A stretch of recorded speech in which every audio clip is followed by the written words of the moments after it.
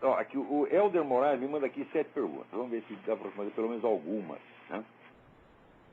Qual a diferença entre comunismo e socialismo? E, bom, tecnicamente falando, ou formalmente, diz que o socialismo é o regime preparatório ao comunismo. Quer dizer, é um regime no qual o Estado controla a economia totalmente, mas ainda há uma margem para, alguma margem para a livre empresa na medida das necessidades do Estado. Esse é exatamente o regime brasileiro hoje, presta atenção. Agora, você pega aquela meia dúzia de capitalistas, filha da puta, que vive de negócio com o governo, que estão enchendo o cu de dinheiro, né? E eles dizem o seguinte: olha aí o sucesso do capitalismo brasileiro, eu estou fazendo um montão de dinheiro. E, mas, olha, precisa ser muito cara de pau, muito canalha para pensar uma coisa, porque o enriquecimento de determinados grupos econômicos associados ao governo é a essência mesmo do socialismo, meu Deus do céu. Quer dizer, isso é o socialismo, isso foi aplicado em tudo quanto é... E, sobretudo, da versão fascista do socialismo. Porque a diferença entre o socialismo soviético e o socialismo fascista é que o socialismo soviético pretendia chegar à estatização total. E o socialismo fascista se contentava com o socialismo mesmo, não tinha aspirações de transformar-se no comunismo. Por quê? Porque ele sabia que o comunismo é impossível.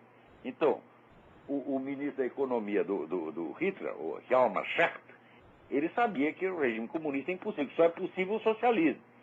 Então, vamos ficar nesse socialismo assim, a gente enche o Estado de dinheiro, o Estado controla tudo, manda em todo mundo, põe os empresários de joelhos, como ele dizia, mas deixa os caras ganhar o dinheiro deles. Né?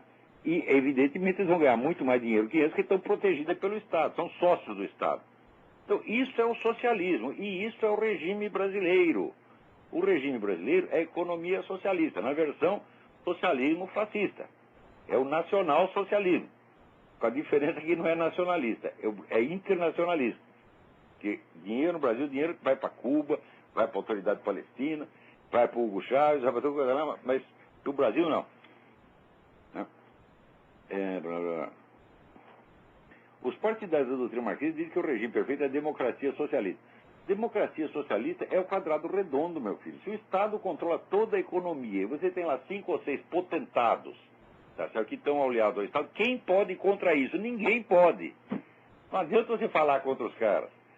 Eles, para começar, eles controlam os meios de informação. Quer dizer, veja, a liberdade política, cultural, etc., religiosa, pressupõe a livre empresa. Pressupõe que haja um predomínio total da livre empresa. E que, mais ainda, a livre empresa seja incentivada, que a iniciativa, criatividade econômica, criatividade financeira do povo seja incentivada. Você vê, no meio da década de 80, né, o pessoal descobriu que 60% da economia nacional era economia informal. Era o sujeito que montou uma fabriquinha no fundo de quintal, era a mulher que fazia bolo para vender para a vizinhança, tá entendendo? Era o moleque que transportava os outros na bicicleta. E o brasileiro estava vivendo disso e estava indo muito bem, mas muito bem. Estava todo mundo ganhando dinheiro, sem nota fiscal, sem pagar imposto, etc. Daí, o governo viu aquilo e brilhou o cifrão no olho, né? E disse, vamos regulamentar. Regulamentar significa o seguinte: vamos cobrar imposto de todo mundo, estrangular, e essas empresinhas tudo vão fechar, tá certo? E daí somente os grandes grupos econômicos é que aguentam a legislação fiscal, aguentam a carga tributária.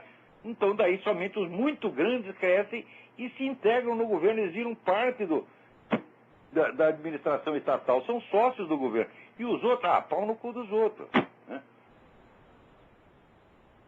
Tem aquele ator Sérgio Brito, uma vez escreveu um livro de memória que se chamava O Palco dos Outros. E o pessoal dizia que era pau no cu dos outros. Então é isso aí, né? É essa a fórmula do socialismo, pau no cu dos outros. Os outros somos nós, evidentemente. Será que em alguma época o lugar houve a tal social-democracia, da maneira justa como ele fala? Olha, tem um sujeito que eu tenho todos os motivos para detestar, que é o Jânio Cristaldo, que é um antissemita e anticristão de merda, tá certo? Metido a falar do que ele não sabe, mas quando ele fala de assuntos que são da sua competência, porque ele é um repórter, sobretudo um repórter político. Até aí ele é capaz de dizer, mas ele acha que ele é um escritor, que ele é um pensador, está completamente enganado. Então se mete a falar coisas sobre religião, sobre metafísica, só sabe besteira.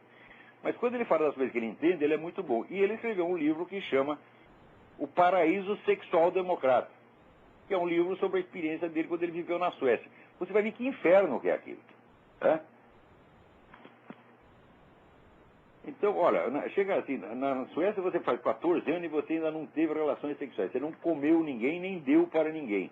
Já começa a desconfiar que você está mal da cabeça e te manda para psicoterapia. Né? Eu conheci um...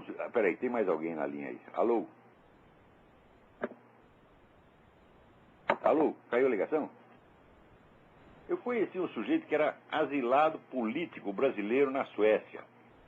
Ele ficou lá na Suécia um tempo, deram tudo para ele, deram casa, aposentadoria, carro, assistência médica, etc, etc. Ele viveu na Suécia uns 3 ou 4 anos, não aguentou. Hã? Daí eu falei, senhor Fulano, por que o senhor voltou? Ele é velhinho já, ele disse, olha, é o seguinte, eu prefiro ser aqui no Brasil e ser preso pelos militares, do que ter que viver num país, seguinte, eu estou lá assistindo futebol, tá certo? E veio meu neto e vira o canal de televisão para assistir desenho animado. Se eu vou lá e desvira, ele vai na delegacia da queixa contra mim, eu sou preso. É? Aqui, pelo menos no Brasil, eu sou preso porque eu joguei bomba em algum lugar. E não porque eu quero assistir televisão. Isso era a social-democracia. O cara preferiu, ele se sentia mais livre no regime militar brasileiro do que na Suécia. Preste bem atenção. Né? E era um homem que era mais comunista do que Karl Marx.